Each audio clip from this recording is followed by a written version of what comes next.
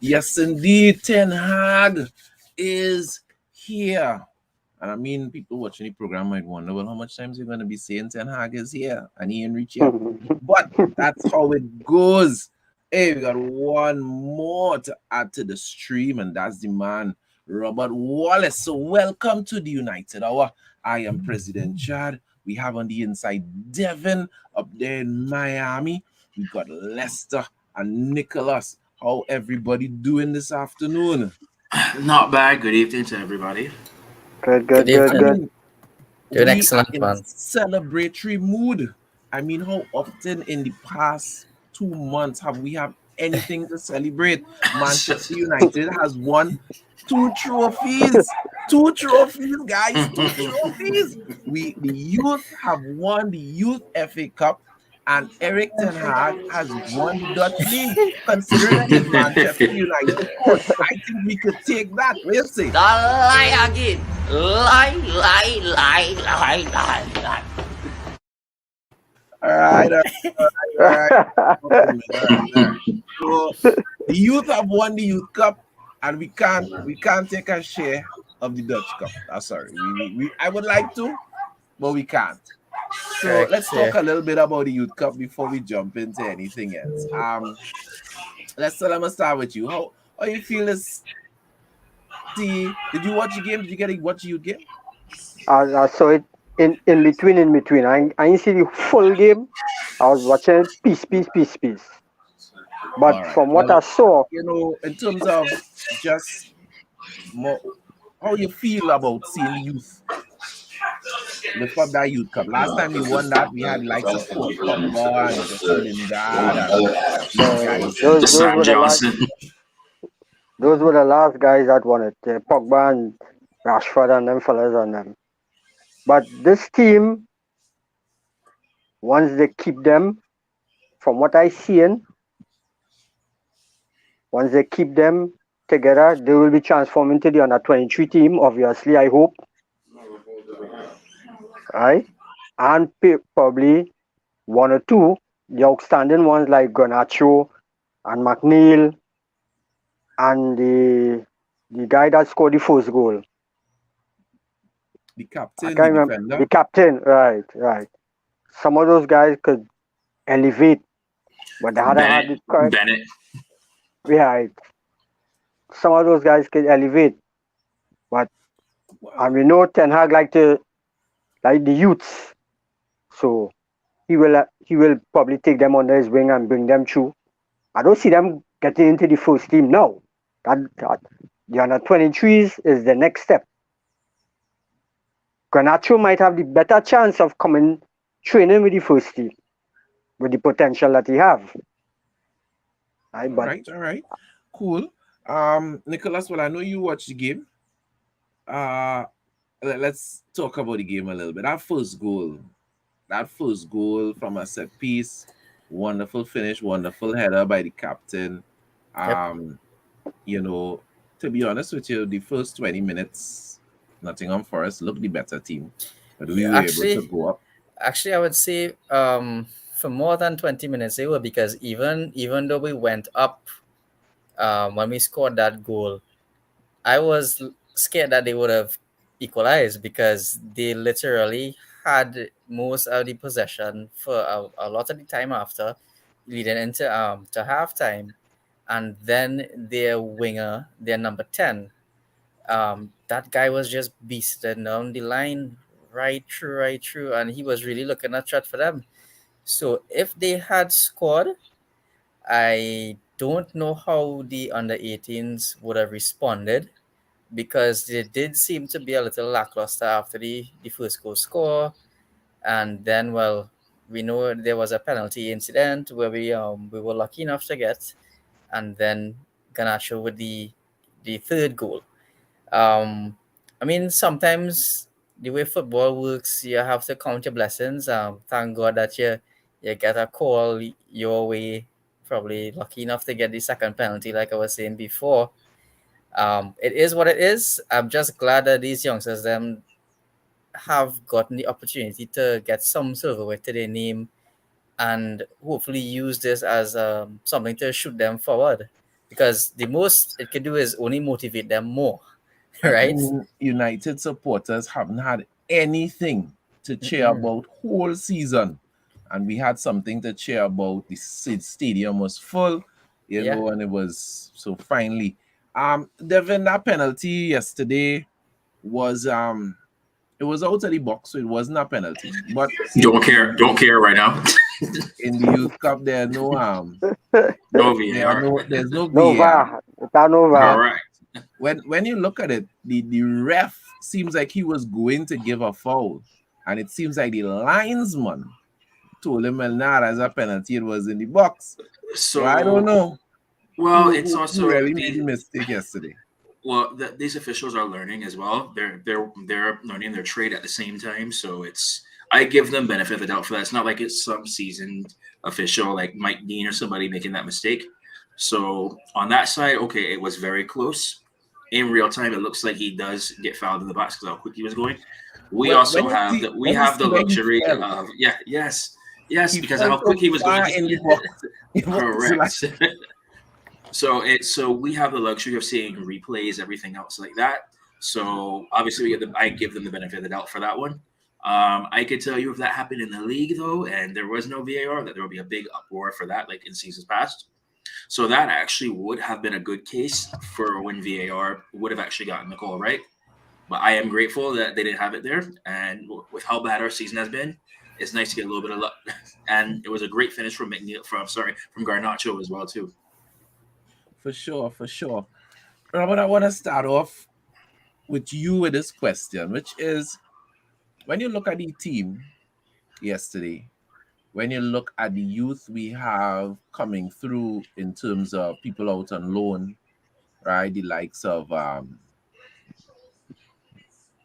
Ghana, Diallo, a few others that we have out on loan. We have a right back Laird, out yeah. on loan, right? Who do you Brandon see? Williams.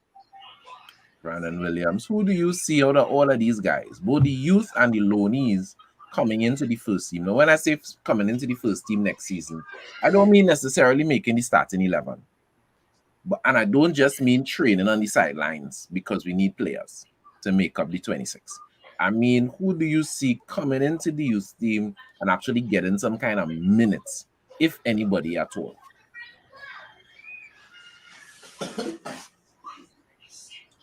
You're muted. Yeah. Realistically, it should be Ghana. I mean, yes, we all love the hype of Garnacho. Yes, we all love, the celebrations, the Sue, but he's only 17 years old. I think we as fans need to calm down. We need to relax a little bit. The number 6, I can't remember his name. I heard the commentator refer to him as the next Paul Pogba. I think we need to calm down. Minu. Yes. Yeah. We need to calm down. But I think Ghana has done enough to really earn his place. I don't think, maybe Diallo, maybe, but I think as far as I'm concerned, I think Ghana is the one who really and truly deserves his spot.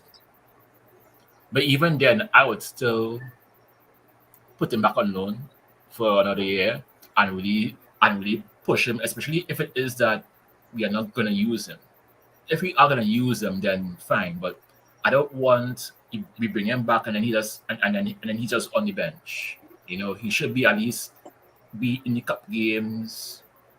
Probably if we are in the Conference League, let him play there. And what about Brandon Williams? You expect Brandon Williams to get a run out?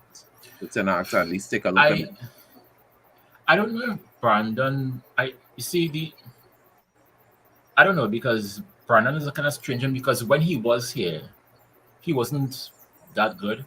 But then he went Norwich and he really picked up. I think Brandon needs to go back on loan again. Okay. Yeah. I get, because our left backs have been well. We all know our left back situation. We have two, and the both of them just not really doing much. But I think Brandon needs to go back on loan. I think like all of these guys, they did very well to win.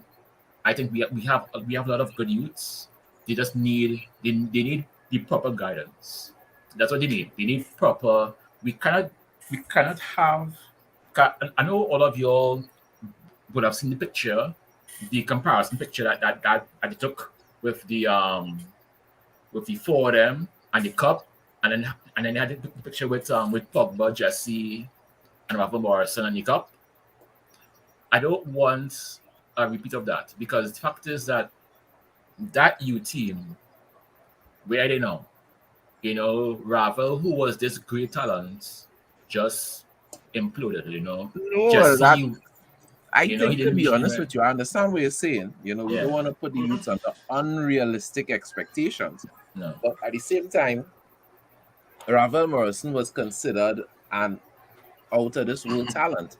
And he himself, talks to people and counsels young players to say, my lack of discipline is why I didn't make it. He had all the talent and the tools to make Yeah. it. Paul Pogba is a star in his Yeah. own right. And Jesse Lingard lived the dream. He made it into the first team. All right, Nicholas. Yeah, he made it into the first team, and he would have been. Nicholas will be back with us in a little bit. Yeah, he would have been. The man scoring cup finals. Okay, so he mightn't go down. Jesse Lingard wouldn't go down as a club legend, but you live the dream. You come up through the youth team and you play in the first team, and so to me, when I think about it, and there are others from that team that went on to have very good Premier League careers, that 2011 team was the last time we won the FA Cup. So to me, when I look at it, it's like, I understand you don't want to get too hyped over the guys, but we have a very good record of bringing youths through. We have to understand that not just Manchester United's youth team. When you look at any team in the Premier League, even when you look at the great Barcelona with their youth team, how many stars do these clubs turn out every season? And the truth is, if you get one person coming out of a youth team that really makes it big, that is plenty. That is the truth. And Manchester United has consistently over the years Have got 2 and 3 and 4. So to me, we could get a little hyped because, come on, I mean, somebody, I see some real talent there yesterday, and somebody out of that should be making it. Devin, I want to throw the same question to you. Between the youth and the loanees, anybody you see that you say, yeah, boy, I'm looking forward to see this guy next year, not in the future, next season. So I definitely think Garner deserves a good look, just like Robert said. I think he's impressed at Forest. My biggest concern with him now is, depending on the signings that we get, will they bump him out of his position in the starting 11? And with that being said, especially his age, would that be beneficial to him versus sending him out on loan where he get proper minutes all the time? Because I don't want to see, for example, what's happening to Diallo at Rangers now, where he's only coming in here and there, and it kind of feels like a waste of a loan. To me, I want to say Garnacho. But part of me also thinks that it's better off sending him out on loan for now, somewhere he can get consistent minutes all the time. And the sole reason being is just that, yes, he's young, 17. It's not only to prevent his head from getting too big, but it's also to make sure that he's garnering the proper minutes to also develop little aspects of his game. Because I loved what I saw yesterday. I think the only thing that's missing from his game personally right now is that just have a better look up for passing, is where you don't have to try and shoot every single time. But for me, Garner is the big one that I could see coming into the first team. All right. We have so much to talk about, so I want to kind of push it on. But I want to make a little mention before I kick the question quickly down. I I would like to see Ghana get a run in the team next season. I would like to see Brandon Williams come and get a run in the team. I would like to see Amad Diallo get a run in the team. We forget Palestri. Pelestri, yeah. I don't know about Palestri. Palestri has the talent, but then he has the physicality, and that's the same concern I think a lot of people have for Ahmad, whether they have the physicality for the Premier League, because their frames are very small. I mean, but we know, I mean, Trossard is one person. He's not big. There are a lot of small players in the Premier League, but they may be small, but they're tough. So these guys are definitely gonna have to put some meat on their bones if they're gonna be doing anything serious. And yeah, so I hope that these are the guys I expect to get a run out. Garnacho, I would like to see Garnacho go on loan. I don't want to see Garnacho in the 23s. I know you have to move on. But I think we also have to remember that Eric Ten Hag is the kind of guy who likes to work with young players.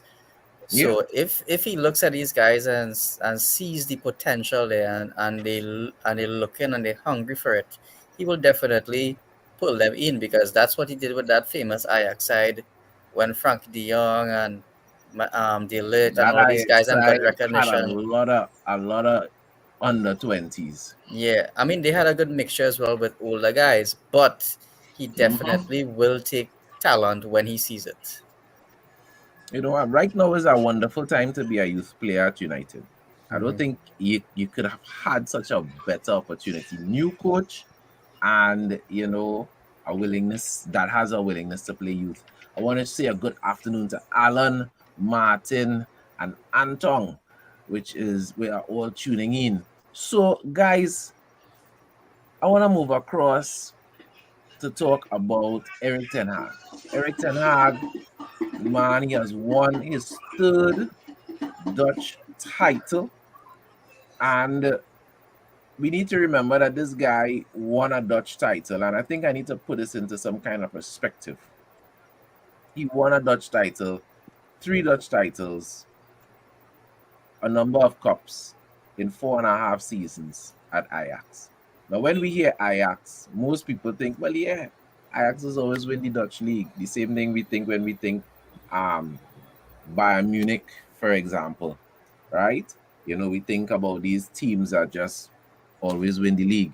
But what people may not know is that Eric Ten Hag, when he came to Ajax didn't win the Dutch league for the 2 seasons before that. So he didn't come to a team that was winning and he just kept them winning. He came to a team that was not winning and he made them transform them.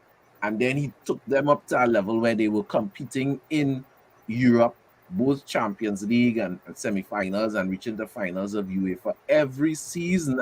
Including this season, Ajax was a dangerous team in the Champions League, right? True. Taking big scalps and selling their stars and still coming back again. So Ten Hag has definitely brought something to the table, but when you hear that, he's won his 3rd Dutch title, what is that? Do you feel anything? Does that mean anything to you, Leicester as a United supporter, or do you just be like, nah, whatever, let me see what you do with United, or does it get you excited? Talk to me. No, well, it raises hope that he could achieve at United.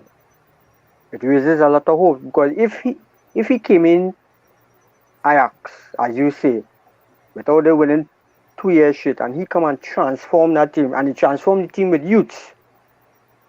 He transformed the team with youth with some senior members, and he put them in a style of pattern and play that made them a force to be reckoned with.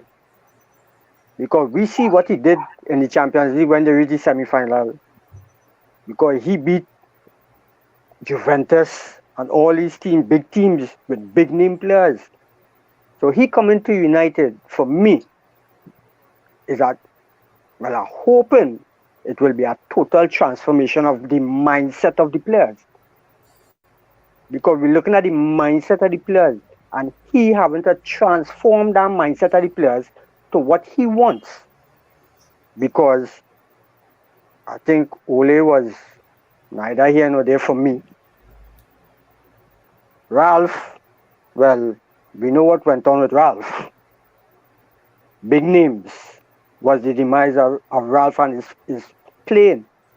And we know Ten Hag is active. He is possessed with playing a certain way. Just like how Pep possessed with playing a certain way. Ten Hag have that same mentality. He have a winning mentality. And he's coming with a winning mentality. And to me, who can't deal with it, they could take the bicycle and ride out. All right. So you excited about it? Talk to Yeah, me. I want to see what it is he coming to instill in these players and them head. Talk to me, Nicholas. How you feel, seeing. I want to read a quote before we jump in with Nicholas there from during the presentation of the award. Van der Sar said this: Eric, sometimes I thought you're a weird man, but you surpassed all expectations. Dominant football, semi-final Champions League, league titles. You will leave for a club that is close to my heart. I wish you all the best there. Thank you, Eric Ten Hag. And that is high recommendation from a man like Van der Sar, who knows what winning is and who has Who is been the CEO and who's in charge. That and he's a speaks club volumes. legend. He is a Manchester United legend. That speaks volumes. So yeah. Apart from that, there was another article I saw with Ten Hag himself talking about the United job, not in huge detail, but the reasons why he would have taken the job. And he himself said that there were certain things that needed to be in place to make him comfortable enough to take the United job. And only when that was put in place is when he accepted, which tells me that this is a man coming with a plan. He has seen before what these other managers went through and what has transpired this season. And he said, you know what, before I come and this happens to me, let me ensure that I have the ability and the power to deal with things at this club the way I need it to be done. Because we know for a fact that player power is a big thing at United. And it came all the way down from Woodward and that management and the way players were brought in, given these huge paychecks, and they came with expectations that, you know what, United will gather success from these players. And what have we gotten? We got a Europa when Mourinho was there. We got a FA Cup when Van Gaal was there, but none of the bigger trophies like a Premier League or a Champions League, or even making it to a Champions League finals, much less a semi-finals. Let me put that into some context for you. So this is a guy who has a plan, and the message I'm sure that he is going to give to all of these players is either you get on board or you get out.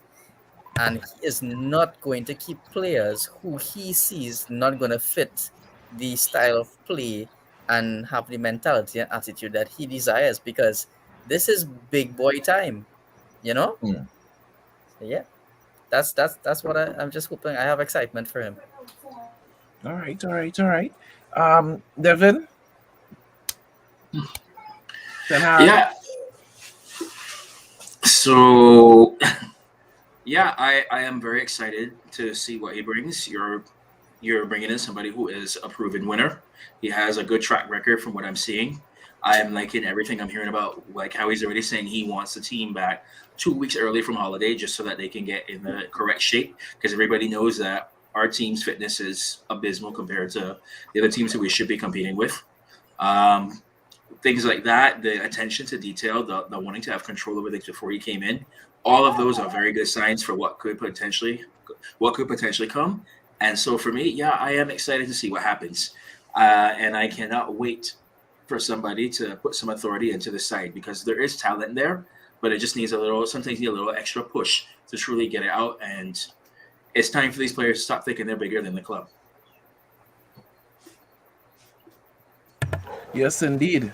So, Robert, we got some news from Rob Dawson from ESPN, and he said that yesterday, after the celebrations with United celebrations and also Ajax celebrations, because Ajax officially lifted the cup. Their competition is not done, but mathematically, they've won the league. Um,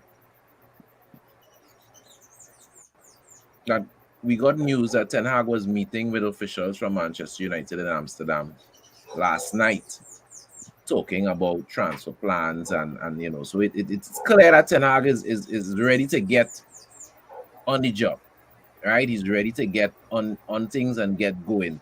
How what are your thoughts on that? Looking going forward? Um, right now, I feel very close to the man right now because I mean he's like right here. You can see the bald head, same goatee. Watch the profile. You know, we are very similar. I like it. I like it. But um, I I think some of these talks were going on even before. I know you said weeks ago that Ten Hag was already signed, and it was just for them to make it official. I Well, think, and as Nicholas was saying, Ten Hag mm, obviously had a lot of criteria that he wanted met. right, so I And we think, don't know what those things are, but no, clearly there were serious promises made. right. So I think he would have had his list of players that he wanted, and I think with all the shuffling of backroom staff, I think that they were already making calls. They were making the rounds, making the deals, and getting in contact with players. I think for the first time in a very long time, again, I have been hurt by this club for since 2014. We have all been in pain. I'm not gonna lie and say I believe, but I am cautiously optimistic. All right. For the first time in a very long time, I am cautiously optimistic that we are doing something. Because I remember I told you this before. Even if we buy no one in this window, if we get rid of the Lingards and Pogbas and whatever, right? And we sell whoever we sell, and we buy no one. But I see, because like today, we saw that the the assistant coach is coming in. All right. We my hope is that Paul Mitchell will come in. If I'm seeing the people in the back who are the problems being cut out. I'm seeing the right people getting put in. If I see nobody comes in, but I only see things in the back change, I think for me, I will be happy. I personally will be very, very happy because that is where the change has to start first from the back, from And, and once that and changes, I believe the team itself will change, and then things will change from there. So even if we buy no one, once I see the changes happening in the background, I'll be happy. I'll be happy. and there are a lot of changes going on. I mean, we all know Mm, about Ed's departure. We all know about our mm, chief negotiator, Matt George's departure. We know about our chief scout and the next senior scout's departure. There are two more departures announced this week. We had the corporate finance Finance. person who is not gonna try to pronounce his name, but he has Nigerian heritage. He has been let go. Also, he was mm, somebody brought in under Ed Woodward. We have the mm. head of player care, a lady Yeah. named Anne YB or something like that. Vibe. She YMB. thank you. Yeah. She she has also been let go. So we see that the clear out in the back has is been consistent and is Mm, happening, mm. right? And that is good news, as Robert is saying. Um, Devin, we hearing some talk about Frankie De Jong. and we hearing some serious talk coming from Barcelona that Mhm. Barcelona is willing to take 60 million euros for the player. Now we know Frankie has said on numerous occasions that he wants to stay at Barcelona. He would like to sign a new contract, but Barcelona needs to get some funds in door, and they consider Frankie somebody that they wouldn't mind parting ways with.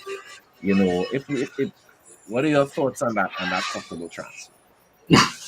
Well, to me, if it does happen, I will be pleased with that. I'm thinking of the potential midfield now, where you have a midfield tree of Donny, Bruno, and Frankie, which to me that's a that's a midfield where you have people who can be creative, people who will track back, and people who can also run. So to me, it's if it happens, I would actually be very pleased with it. Just so long as Frankie comes in with the correct attitude, which I am sure with him being under Ten Hag in the past before that should not be an issue at all. And so time will tell, but I am actually very optimistic that this transfer does happen, and I would be very pleased with it at the end of the day.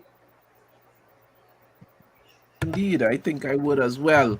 Anybody else want to weigh in on Frankie news or possible news because it's not settled as yet? But before we move along, Frankie would be a good asset to the team. He'll Mm. be especially coming in under Ten Hag, knowing he worked with him already. He will be a very good asset to the team. And Mhm. Donny coming in also, because both of them work under Ten Hag when they had that Champions League run to the semi-final. Mhm. So they will be comfortable with his style of football, and they will be Right. he will be a big and, asset to the team. and they would know what is required, Yeah, Hmm. right? So congratulations to Ten Hag, congratulations to the youth team. So You this know, is we, our title, right? So this is our own, right? Right. No, I'm just saying this is our yeah, own. As far Manchester as I'm United concerned, this is our own. winning some silverware, No, man. because Manchester United I winning some saw silverware. certain YouTube people went across to Holland to celebrate as though they won the league. And in my mind, I'm like, you know what? I don't blame you. Because if it No, was but I me, I'll mean, go as too. I said at the I'll go beginning of too, the program, I'll go too. as I said at the beginning of the program, when your manager wins Mhm. stuff, you win Right. stuff, and he Exactly. is true. our manager. It's not like we waiting, No. It's a done deal. Mhm. But let's talk a little bit about Champions League and the Ah, new format that the Champions League is going to take. Just let me get this information up here. Now, these changes are supposed to start from the 2024 to 2025 season. That is in 2 years, right? Two 2 years seasons mhm. from time, now. 2 seasons, next two So seasons. let's run through it. Tournament changes. The tournament will expand from 32 teams to 36 teams. The traditional group stages would be abandoned for a single league phase. I don't know, getting some background noise there. Which would include all of the teams. Each team will play 8 matches, 4 home and 4 away, instead of the current format where everybody plays. They're separated into groups and they play 6 matches. The top 8 teams will qualify automatically for the knockout stage. The teams from 9th to 24th place will play in a two-legged playoff for the other 8 knockout spots. Right? They're going to be doing the same format for the Europa, but the Conference League is also going to have 36, but they're going to keep the original format, which is the format that we have going right now, where they separate them into groups of 4 and everybody plays each other 6 times, home and away. All right? So they're going to have 4 new spots.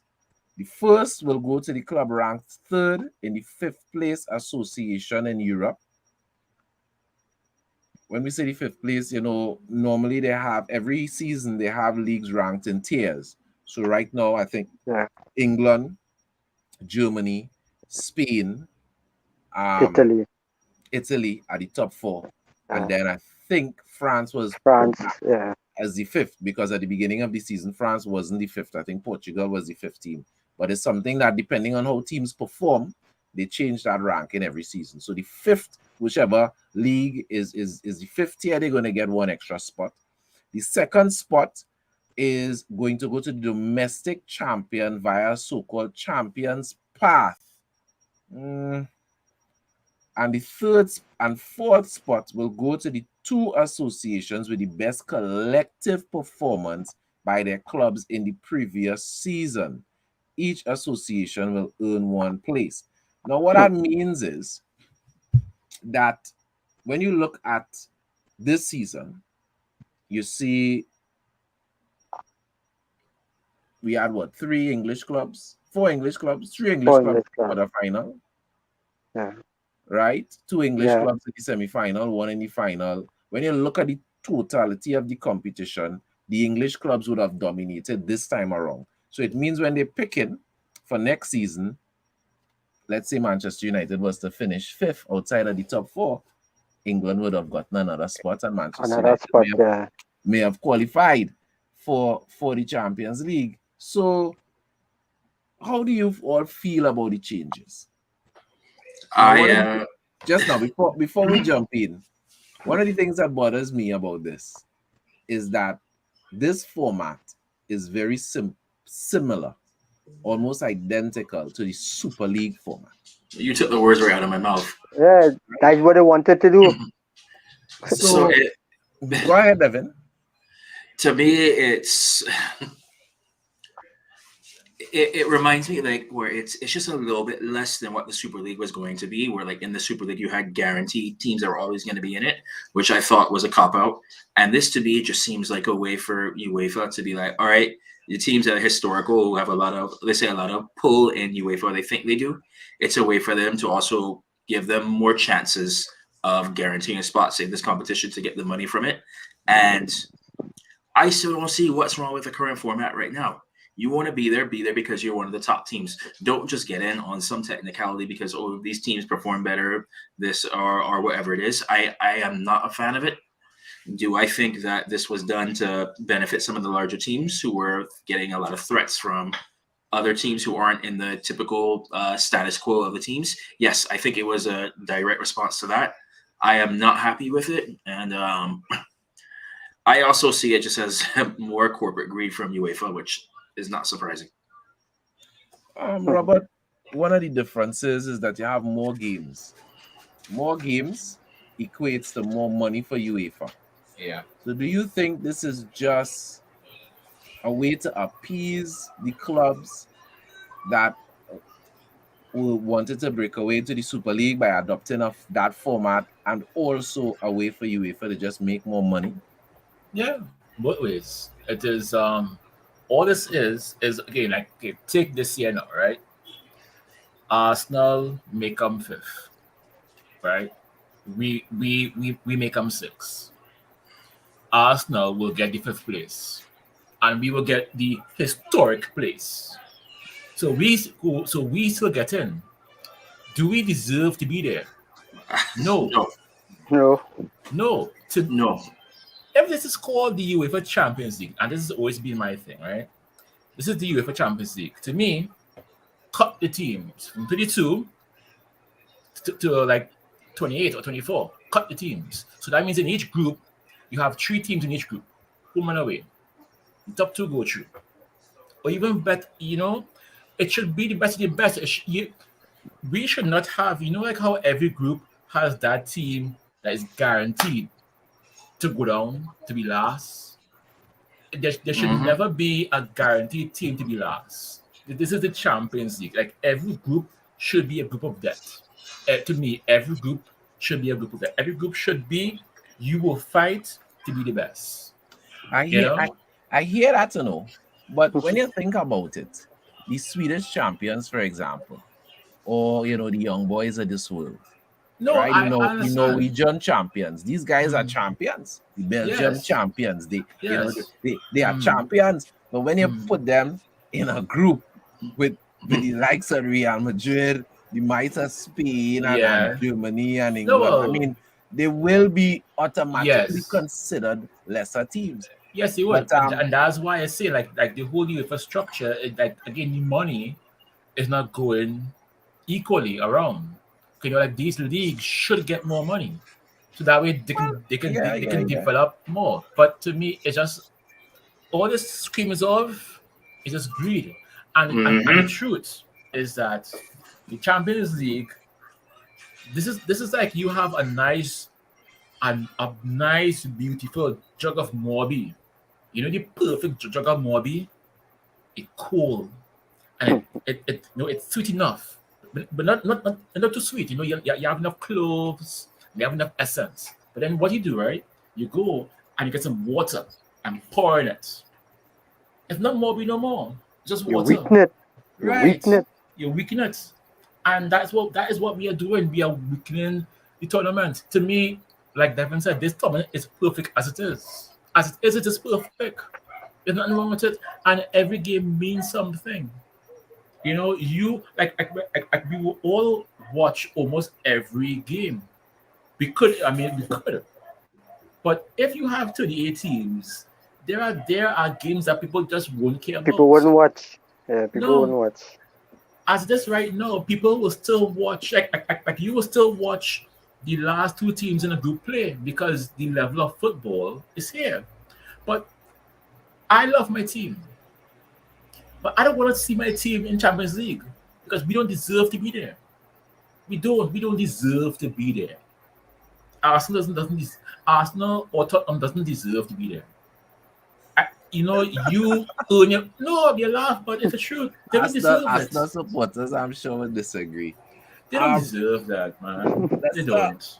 I wanna throw this thought at you, and you just give me your response to this thought. Hmm. You know, when I look at what UEFA is doing, it seems to me UEFA comes across weak because if I do something separate and you threaten me, right? You threaten all of the teams and you say, what, we're going to ban you from UEFA competition and FIFA jump out and everybody, even the fans, jump out and say, oh, we don't want our clubs involved in that. Well, except the fans of Real Madrid, Barcelona, and Juventus, right? All the Premier League clubs, fans jump out and say, no, we don't want to be a part of that. Yeah, Bayern Munich and the teams in Germany say, nah, from in front, nah, we good.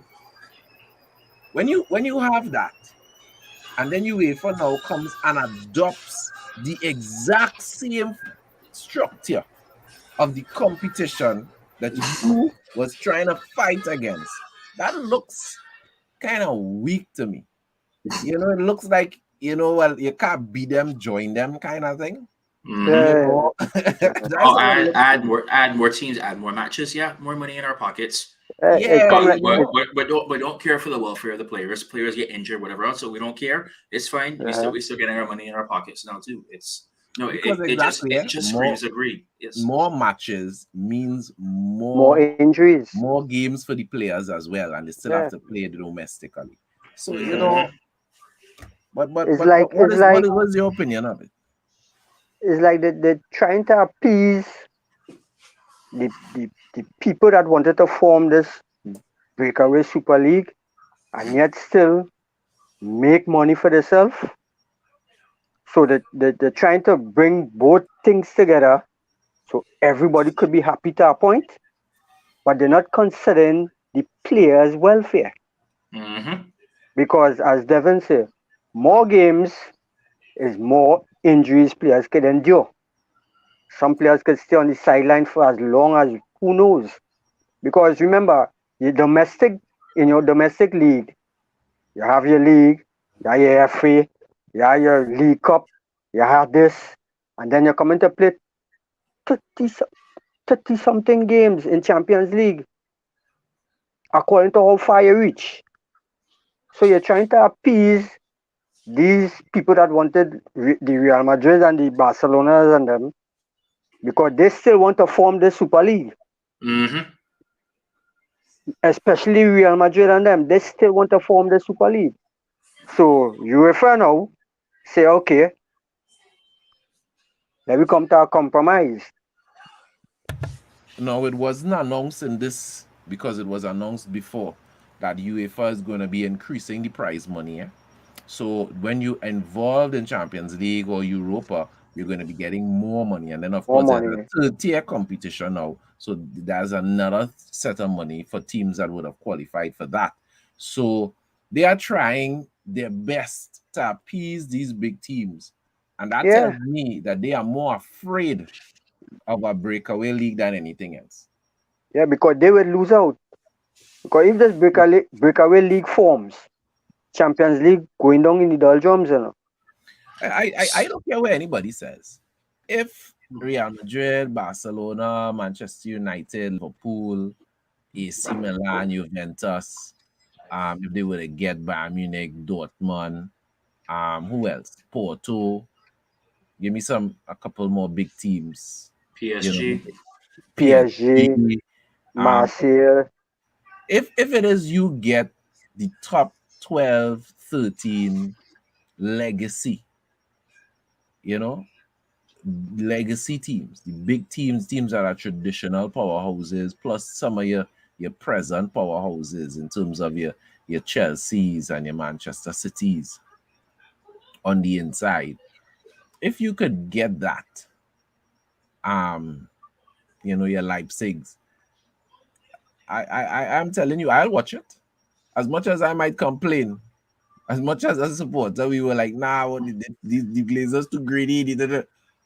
You feel if they I wasn't going to watch it. I don't think I would watch United in that case, because I know how the Glazers will act. Because they're like, well, we're guaranteed to play in this every season, no matter. So we won't go as heavy on the players. Let's assume. I understand that, but you talking about El Clasicos, you talking about United playing the best of the best. You talking about Juventus. Every week is a big game.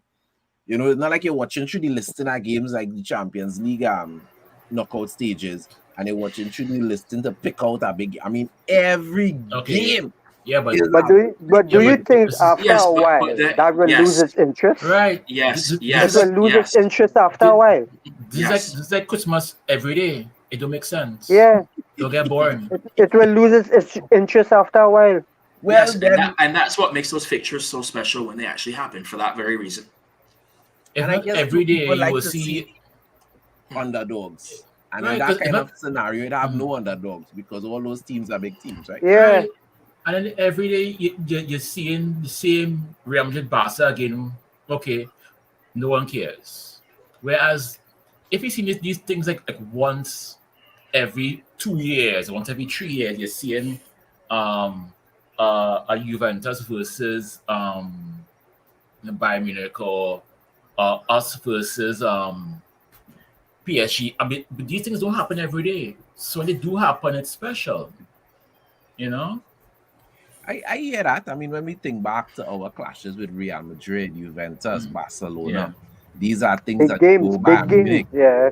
These are things that go down in your mind and your history, because it's not every day you get to play these teams. So I hear that. I hear that. And then it comes like every day is the same. It's like, I don't know. It's like just having the same. It's like being married.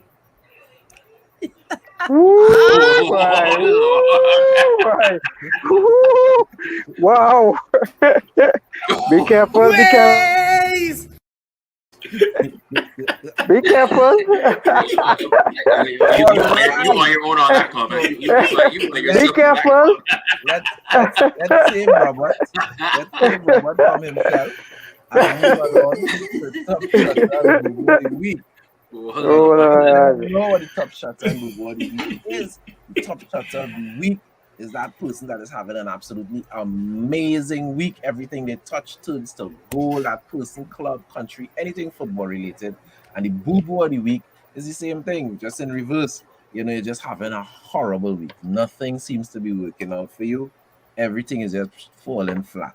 I will go first this week because I know a lot of people have this guy as their top shotter. So boy.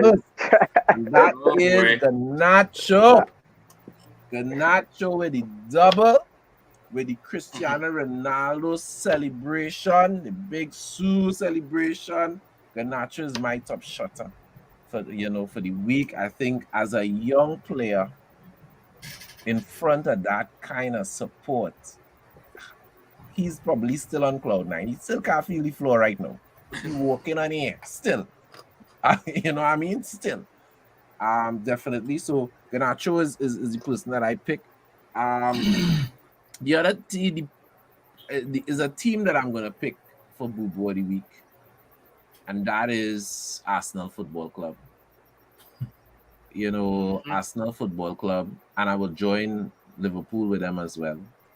You know, Arsenal Football Club were like, yeah, we fought, we go in and handle the business. And you know, they went and they met Spurs and they got spanked. You know, let me just pull up quickly the scenario as far as the league and the top four goes right about now. So Arsenal lost 3-0 today. They are ahead by 1 point, level on games. And if they end up tied on the same amount of points, Spurs has a better goal difference. So Spurs right now could pip Arsenal for that spot, that fourth spot. So there's a fight there. But I mean, Arsenal was riding high. And you know, when you start walking around feeling like wanting to feel like you're the best team in London, and then your rivals come and spank you like that, it's a sad thing. So yeah, Arsenal is my boo-boo, and Liverpool is also my boo-boo of the week, because they were walking around like, if we're going to compete with City. The quadruple. You know? Yeah. So, you know, the quadruple. Yeah. Let me tell you something.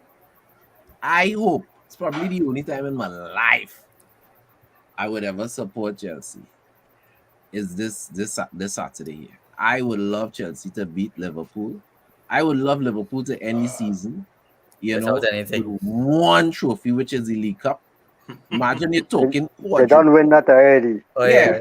Right? Yeah. Imagine you're talking quadruple and you're tinging up your chest, and then when all is said and done, you ain't even get 3, you ain't even get 2, you end up with 1. But we'll see how that goes. And well, I mean, a lot of people considering, a lot of the pundits are saying Liverpool is the favorite. A lot of pundits, but I'm telling you something, unless Salah catch some kind of form, I ain't sure about that. Because right now, Salah pulling stones. So that's my top shotter. My top shotter is Garnacho, and my boo-boos are Arsenal and Liverpool. Who wants to go next? I will go Let's next. go in order today. We'll go with Devin next. So for my boo-boo, man, I also have to go alongside with Arsenal as well too. Arsenal did the same thing as us. When you face your arch rival and you sit there and you just bend over and take it with no resistance at all, especially when you have so much writing down on the line, and you sit there and you start getting a little conceited, you start getting a little cocky. You think it's over before the match even started, and then Tottenham came out and said, "Nah, that's not how it's going to be."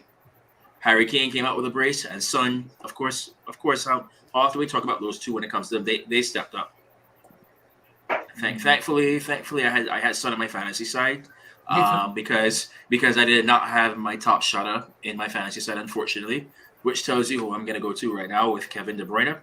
I thought that he put on an absolute masterclass this week, and so 4 goals, and then on Sunday he had an assist to go with that as well too. So, and I know all those people who had him in their side, and especially those who were saved their triple captains for this whole season for that. Yeah, I didn't do that. I didn't do it. 81 points, I think, off of one player alone. If you did that, unheard of. So off a performance like that, even though it is Manchester City, you have to say give credit where credit's due, especially after the heartbreak with Champions League. So I thought that was the response of a champion, unfortunately. For sure. Robert? My boo-boo, unfortunately, is my team, Manchester. Getting 4 from Brighton. I don't know what to say again. That was the lowest. Like, you know, it happened and I just didn't care. The team didn't care. Like, I don't know. It was just a horrible situation to be in. So even though, yes, Liverpool, yes, Arsenal, but the truth is Manchester United for getting 4 from Brighton. Booboo of the week. Booboo. And my top shotter for the week will have to be the Manchester U team for giving us something. Imagine, right? Little children had to give us hope. Imagine Harry Maguire, David De Gea, Bruno, all these guys show up to a Youth Cup final. I want to be like, hey, thanks, guys. No, to hell with you. Go and learn something. It took a 17-year-old boy named Ganacho, right? To all them men how to play. You know, these youths taught these big men how to play football with passion and heart. They were against, yes, Nottingham played a very, very good game. It was 1-1. They were it was kind of back against the wall, but these guys fought through it and won. When have we done that for the year? Name one, right? No. We clicking 4 from Brighton. So my top shotter is the Manchester U team. Those boys are great, and I hope that our professionals go home and put their head and hang their head in shame. Shame on all of them. All.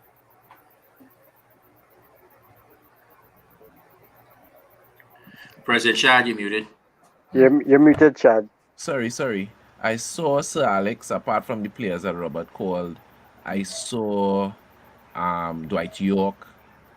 Why were they all there? Why? I mean, why they were all there? I don't have a problem with past players. No, yeah, and but Sir they were Alex there because we were such garbage. That's why they were there.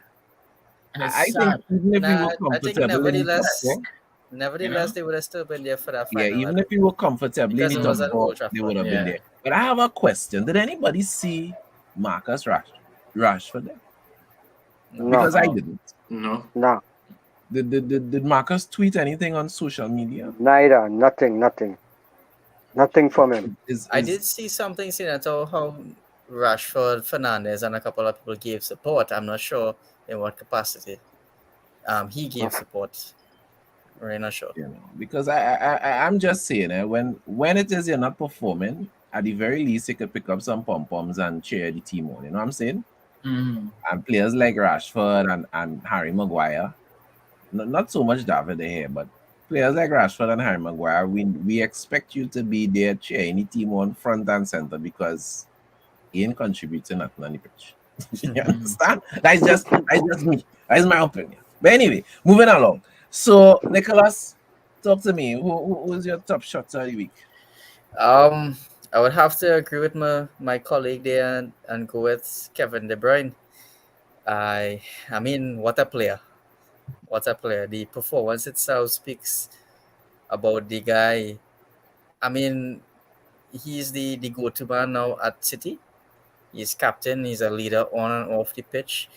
I remember this guy before he even came back to the Prem when he was at Wolfsburg, and I was like, whoever gets this guy is gonna have one hell of a player on their hands. And I mean, he sorry, my dog just back in there.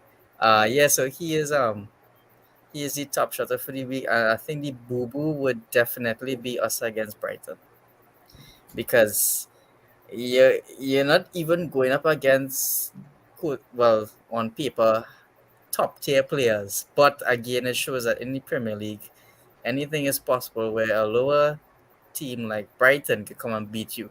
But the players at United have a huge part to play in that defeat, and I really don't know how they can keep themselves sleeping well at night when fans have to suffer like that. Yes, indeed. Lester? Well, I'm going 3 out of 3. I'm giving Kevin it this year, this week. Exceptional player. No doubt about it. Really exceptional player. When you watch him, his movements, his ability, he different. He different. I'm giving him full pops. And also the youth team. Those are my two top shutters. That youth team has light up the place when it was dim at Manchester. Because at Manchester it was really dim, ready to blow. And that youth team did a lot. It did a lot. And my boo-boo, Mikel Arteta this evening in his press conference. What is to be is to be. The referee can't do nothing about that. And his demeanor was poor. Because when he was asked the questions and he was just like, don't ask me that kind of way, it was really, really poor. So You that's my behave boo. like a spoiled loser. Yeah. Like a child that lollipop fall and he can't get it again. Well, the man got a big fat new contract. You know? Well, yeah, As true. well, just get him a new contract, so all you could Yeah. take him or Three- leave him, he ain't going away. No? 3 years he get. I mean, I'm all for managers supporting their players and stuff, right? But Holding would have been fouling Son a good 3-4 times before he would have times. gotten that red card, right? So Before he I'm get not- the yellow card, he got Yeah, the I'm not referee tell him sure 3. what there was to justify, the player, and it was a bad foul too. It's not like if it was just a little friendly push, it was shoulder to face kind of thing. Yeah. Boy, Son is an amazing player, boy. Spurs, I don't No, know but if hold they're it. lucky or what, boy. Spurs has get some over the years. You look at men like Ericsson, you look at Modric, you look at Bale. Bale. I mean, Son, Kane. Yeah, Um, they're you know, different. they- At one point in Spurs- time, Vertonghen was one of the better Yes, defenders in the league too. Spurs have Mhm. had some real talent over the years. Real talent. Mhm. And men and real talent and small money too, eh? But It's that's not just the real next talent, thing. real Remember talent they and had small money. remember they had Kyle Walker at one point in time too. Kyle Yeah. Walker. Are you Yeah. forget the 2 players who we bought from him? Who's that boy? Oh no, well, Michael yeah, Michael Carrick. Michael Carrick and Yeah. Berbatov. I mean, these and guys, Berbatov. and Yes. you wonder what it will take for them to do something, boy. Daniel Levy. What happened Daniel to Danny Levy. Rose? Danny Rose was a good player as Yeah, well. he was a good for- left back Daniel for Rose played for Spurs. Yeah. Watford. Nah, Right, he contract. They renew his contract. And they He out in the wilderness right now. They had Jermaine Defoe. They had Aaron Lennon. Like they Yeah. had some big Who prospects didn't, back in who the day. didn't have Defoe beside United? A couple of Defoe was around the block. Yeah, but the man was good. Man was Yeah, good. still good. But No, anyway, but Spurs was always a good team, from Cincinnati days with yeah, but Osvaldo but being- Adeles and them being fellas good and and finishing in the top 10 top. Yeah, and being good and winning something is two different they levels of are good players. They are good players. players, but they never seem to hit the other mark. Gentlemen, Devin, Robert, Nicholas, Lester, thank you very much. Thank you for tuning man. in to the United Hour. Remember, like, subscribe, and tell a friend. And Ten Hag is here. Welcome.